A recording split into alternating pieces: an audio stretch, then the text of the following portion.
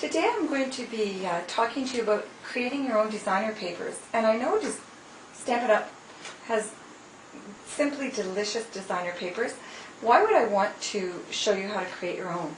Well, I'm sure you've had times like I have where the designer paper, though it's beautiful, doesn't really match the photos that you want to have on your page. The other day I was trying to find something that would match these photos, and I didn't find anything handy. So I decided I would create my own, and I simply made a background paper that had the colors in it that were in my pictures. And today I'm going to show you how I did that. I used a wheel and a handle and ink pads as well, different colored ink pads. I first used Brilliant Blue and locked it in the roller and put in, this is called Rough Edges, however, it isn't available anymore. It's retired from Stampin' Up!, but it's a wonderful background creator. I ink my wheel by rolling it off the side. Whoops, yeah, should be inking now. And I like diagonal rolling, so that's how I started. And I usually do this standing up, so this might not be the most perfect illustration, but basically, because I'm going diagonally and because I want this to be sort of rough anyway, it doesn't really matter if I meet all the lines exactly. And you can even go over some areas if you want more color. And how I got the other color basically was because I don't have a cartridge taken with teal in it, I used an ink pad, and I cleaned my roller between just by rubbing it on my Stampin' Scrub a few times and then wheeling it off. Now it's ready to use in my taken with teal stamp pad. Again, because this is, I'm making it kind of a distressed background, it doesn't really matter that my wheel won't go all the way across this page. The advantage of having an ink cartridge in, you can wheel and wheel till you get to the end of the other side of the earth, but with inking the way I'm inking on my stamp pad, you don't quite get all the way across the 12 by 12 sheet of paper. However, in this particular instance, it doesn't matter. I can simply go over it again.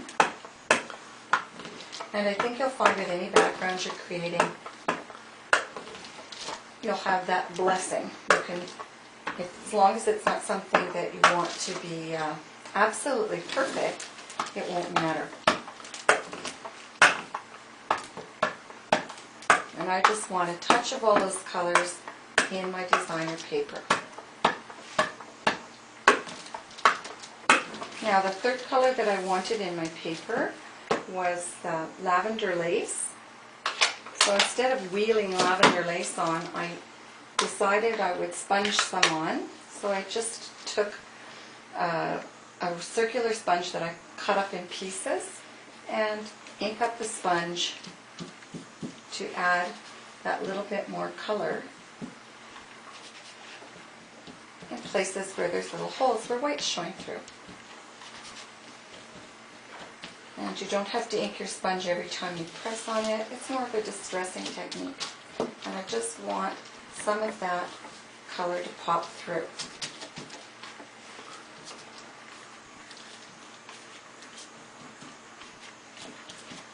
And continue that. I did a little bit more with my efforts, but I just want you to see, you see the color pops out with my photos. So this designer paper actually I did use in my layout that I'm going to complete with these photographs. Here, we'll slip this under here, and this here, I think. So you see that it marries quite nicely. I've done other pages similarly. And I wanted to do a page something like this designer paper, but in slightly different colors for this page. And I'm just lifting up this photo so you can see. I think I did not a bad replication. For this one I used Whimsy wheel, this wheel here, and some stamps. And the stamp set that I used was, oops, hidden over here for a second. It's this one called Snow Swirled. And I just used these 3 snowflakes, as you can see here. I think it's quite effective, and again, enough of the color shows through in my final product. So, how to make your own designer paper. I hope you enjoyed this today. Bye for now.